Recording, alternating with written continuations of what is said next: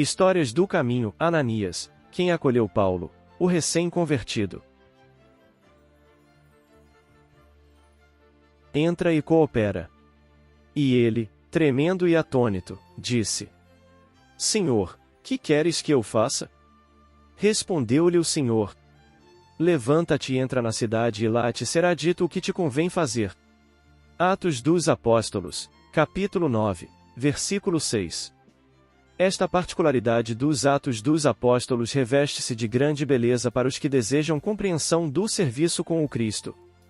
Se o Mestre aparecerá ao rabino apaixonado de Jerusalém, no esplendor da luz divina e imortal, se lhe dirigir a palavras diretas e inolvidáveis ao coração, por que não terminou o esclarecimento, recomendando-lhe, ao invés disso, entrar em Damasco, a fim de ouvir o que lhe convinha saber?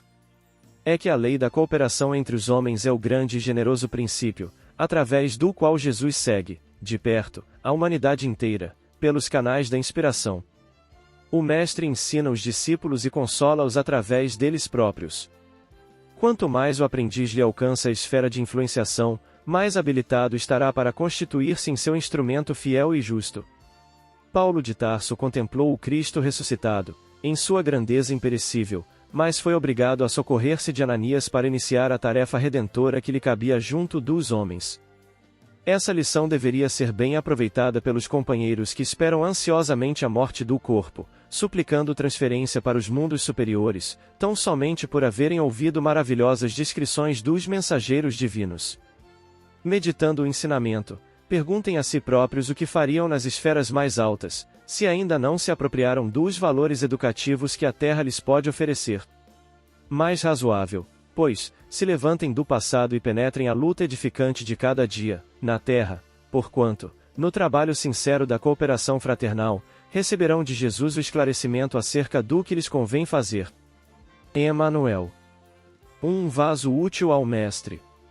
É possível que, se Deus nos houvera consultado a respeito de quem poderia auxiliar Saulo de Tarso, na jornada que lhe competia, tivéssemos optado por alguém de subida reputação na sociedade da época ou orador de destacadas qualidades. No entanto, quem auxiliará Saulo nos primeiros passos da Boa Nova não é senão um ancião, cujo nome hebraico, na forma grega, significa Yahvé compadeceu-se ou como anotam outros, Jeová tem demonstrado favor. Carecendo de vigor físico, traz na alma, no entanto, as forças imensuráveis de quem guarda a certeza do ideal abraçado. Ananias era sapateiro em Emaús e o vemos citado pela vez primeira em Atos dos Apóstolos, em seu capítulo 9, a partir do versículo 10, quando Lucas registra sua visão de Jesus, conclamando-o a visitar Saulo de Tarso, em sua cegueira e abandono. É Emmanuel, através da psicografia de Francisco Cândido Xavier, contudo, que nos dá notícias anteriores de sua interferência, embora indireta, na vida de Saulo, que viria a tornar-se o apóstolo dos gentios. Quando, após o episódio da morte de Estevão, em Jerusalém, decorridos 8 meses de silêncio e ausência, o moço de Tarso retorna a Jope para ver sua amada Abigail, a encontra enferma e cristã. É-lhe um duro golpe ao coração. Ela fora convertida ao homem de Nazaré por um pobre velho chamado Ananias. O pobre mendigo deu-lhe como lembrança alguns pergaminhos com os ensinamentos do famoso carpinteiro de Nazaré. O aluno de Gamaliel, logo após a morte de Abigail, decide procurar Ananias. Deseja destroçá-lo, vingando-se por ter, no seu entendimento, lhe roubado a noiva querida, fazendo-a amar o carpinteiro de Nazaré. Sob tortura, um jovem seguidor da Boa Nova informa-lhe que Ananias, tendo deixado Jope, estacionara em diversas aldeias, pregando as verdades de Jesus Cristo. Viverá em Jerusalém, algum tempo, indo de bairro em bairro, no seu mister de divulgador. Finalmente, retirara-se para Damasco. E é para lá que rumo o rabino, com documentos que o habilitam a acionar todos os recursos, inclusive a pena de morte, contra Ananias e os que o pretendessem seguir no rumo da nova doutrina. Após a visão de Jesus, em pleno deserto, ao sol do meio-dia, estando hospedado em Damasco, Saulo é avisado pelo hoteleiro que alguém o deseja ver. Um velhinho de semblante calmo e afetuoso, sorriso generoso nos lábios, e cães respeitáveis se identifica ao moço, como alguém que Jesus enviará ao seu encontro. Seu nome? Ananias. A resposta era uma revelação. A ovelha perseguida vinha buscar o lobo voraz. Recobrando a vista, com a imposição de mãos de Ananias, Saulo ouve de seus lábios que ele, Ananias, conhecera Jesus na tarde trágica do Calvário. Tinha ido a Jerusalém para as comemorações da Páscoa e encontrar a cidade tomada por movimento inusitado. Acompanhará o drama pungente de Jesus pelas ruas da Cidade Santa, conduendo-se de sua marcha penosa com a cruz, seguindo o cortejo até o monte. Do alto da cruz, Jesus lhe lançou um olhar inesquecível. Era um chamado, um convite. Teve notícias, 3 dias depois, da ressurreição do Mestre e então, procurou Simão Pedro para conhecer melhor a personalidade daquele homem. Aceitou, de imediato, o Evangelho, tendo retornado a Emaús, disposto dos seus bens e tornado a Jerusalém, associando-se aos apóstolos galileus nas primeiras atividades da Casa do Caminho.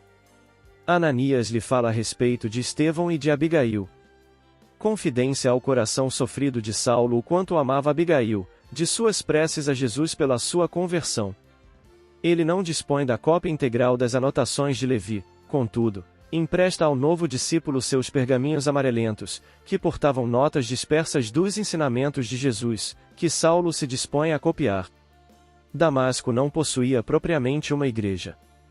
Os adeptos do caminho se reuniam em casa de uma lavadeira humilde, que alugava a sala para poder acudir ao seu filho paralítico. Ananias presidia as reuniões, como um patriarca no seio da família. Emanuel o descreve lendo os apontamentos evangélicos, ilustrando-os com comentários de sua experiência pessoal e eventos outros significativos. Ao final, percorrendo as filas dos bancos e impondo as mãos sobre os doentes, os anciães de mãos trêmulas, velhos pedreiros rudes, mulheres simples e necessitados de toda a ordem. É Ananias que aconselha Saulo a amadurecer as ideias, preparando-se para o seu apostolado, o que o faz procurar o velho mestre Gamaliel, em Palmira e internar-se, no deserto de Dan, em sequência. Diz-lhe Ananias: O Senhor conferiu-te a tarefa de semeador, tens muito boa vontade, mas, que faz um homem recebendo encargos dessa natureza?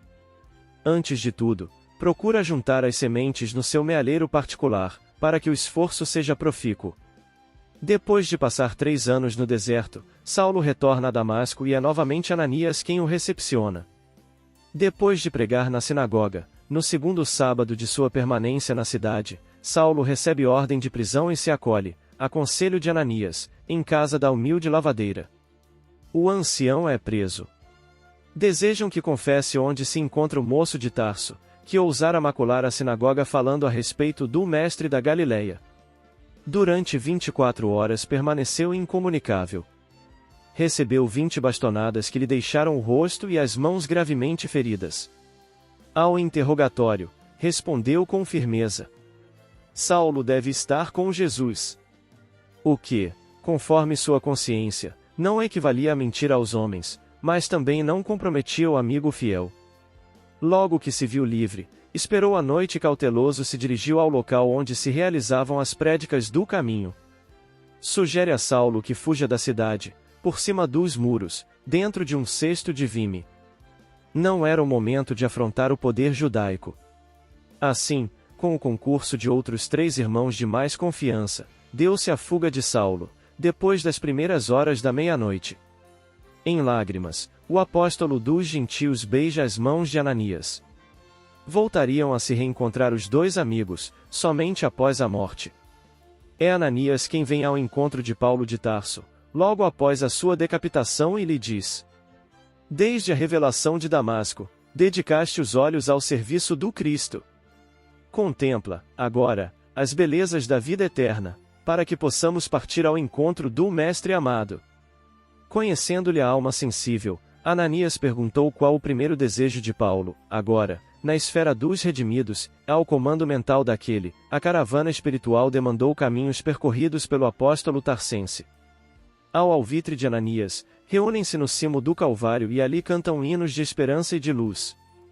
Logo mais, o próprio Mestre Jesus, tendo ao seu lado Abigail e Estevão, os irmãos de Corinto, vem receber o apóstolo.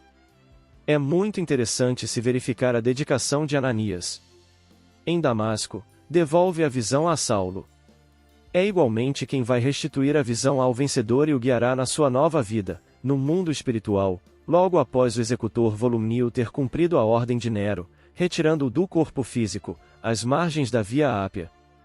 Servidor do Cristo, ao receber a ordem do Mestre, reluta de início, por conhecer a reputação maldosa de Saulo para, após as explicações de Jesus, a respeito dos acontecimentos às portas de Damasco, atender o irmão, sem outros questionamentos.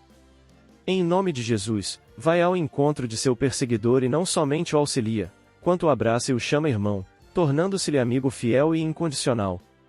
Uma das colunas de sustentação da tarefa extraordinária de Paulo, o apóstolo. Alguém a quem Paulo se referiria, como homem segundo a lei, que tinha o bom testemunho de todos os judeus. Atos dos Apóstolos, capítulo 22, versículo 12. Um vaso útil a serviço do Mestre Jesus. Comentários finais. A exemplo de Ananias, sirvamos a Jesus. Lembrando que Jesus chamará o servidor muitas vezes aonde não é a vontade de estar. Naturalmente, no movimento espírita cristão de hoje, o tarefeiro é convocado a servir. Via de regra, deseja uma posição de destaque, quando na verdade a necessidade é na subalternidade de servir com simplicidade, passando desapercebido do vulgo popular. Mas com os olhares atentos do Mestre amado Jesus, que sugere que deixemos de lado nosso orgulho e vaidade para que a obra dele siga adiante, mudando assim nossos pendores. Vivendo como Paulo convertido de Damasco, onde é necessário o aprendizado, lá está o cristão. Que o voluntário se apresente de boa fé para o serviço no bem com Jesus. O seu nome que ninguém o saiba, mas sendo um vaso útil a serviço do Mestre Jesus. Espíritas. Amai-vos, este o primeiro ensinamento, instruí-vos, este o segundo. No cristianismo encontram-se todas as verdades, são de origem humana os erros que nele se enraizaram. Eis que do além-túmulo, que julgáveis o nada, vozes vos clamam. Irmãos, nada perece. Jesus Cristo é o vencedor do mal, sede os vencedores da impiedade. O Espírito de Verdade. Paris, 1860. Vem Archote de luz, vem Jesus, viva Jesus. Nascer, morrer, renascer ainda e progredir sempre, tal é a lei. Base bibliográfica. Caminho, Verdade e Vida, pelo Espírito Emmanuel, Médium Francisco Cândido Xavier, capítulo 39, Entre coopera.